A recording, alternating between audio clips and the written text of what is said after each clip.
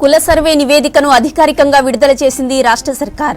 www.ds.telangana.gov.in వెబ్సైట్లో కులగణన survey రిపోర్టును పొందుపరిచారు.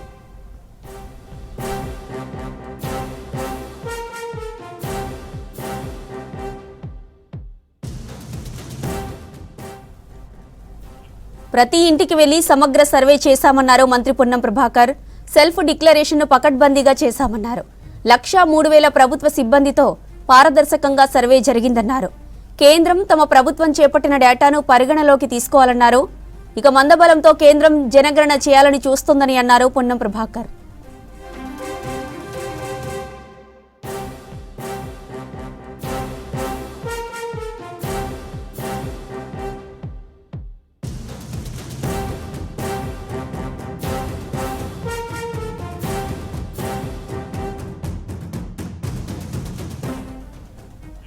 కుల సర్వే నివేదికను అధికారికంగా విడుదల చేసింది రాష్ట్ర సర్కార్.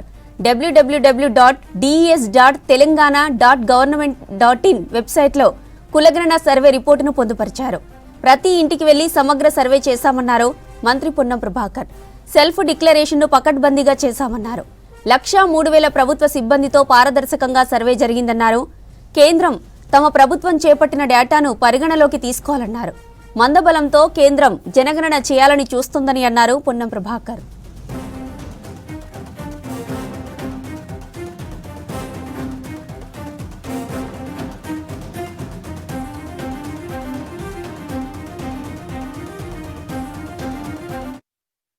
దేశవ్యాప్తంగా కులగణనకు సంబంధించి ఒక రోల్ మోడల్ గా తెలంగాణ విధానాన్ని ఈరోజు కాంగ్రెస్ పార్టీ దేశవ్యాప్తంగా ప్రొజెక్ట్ చేసిన సందర్భంలో భారత ప్రభుత్వం కులగణన చేయడానికి ఒప్పుకుంది.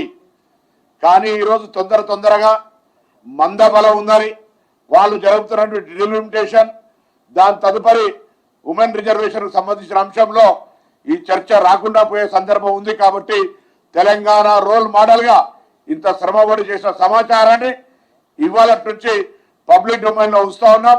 ఆనాడు జనాభా నిష్పత్తి ప్రకారంగా బీసీలు 56%, ఎస్సీలు 17.42%, ఎస్టీలు 10.43%, ఓసీలు 15.79% ఉన్నటువంటి సందర్భంలో దాదాపు 4% కులం లేదు అనేటువంటిది కూడా చూపెట్టినటువంటి సందర్భంలో మరి ఇవన్నీ కూడా 42 పారామీటర్ల ద్వారా వెనుకబాటుతనాన్ని కొలిచే విధంగా ఈ ప్రక్రియ అంతా జరిగింది.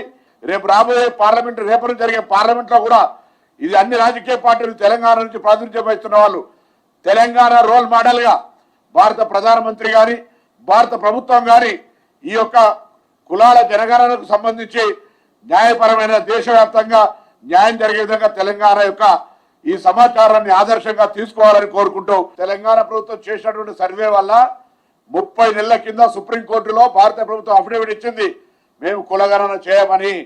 కానీ రాహుల్ గాంధీ గారి పదే డిమాండ్ కారణంగా తెలంగాణలో కాంగ్రెస్ పార్టీ అధికారంలోకి వచ్చిన తర్వాత కులగణన సర్వే జరిగిన తర్వాత దేశవ్యాప్తంగా పెరిగిన ఒత్తిడి మేరకు వాళ్ళు కులగణన చేయడానికి ఒప్పుకున్నారు. అదేవిధంగా రేపు జరిగేటువంటి ప్రతి చర్చలో ఈ తెలంగాణ సమాచారం ఉపయోగపడి తెలంగాణ సమాచారం దేశానికి మార్గదర్శిగా ఉండాలని ఆకాంక్షిస్తున్నాం.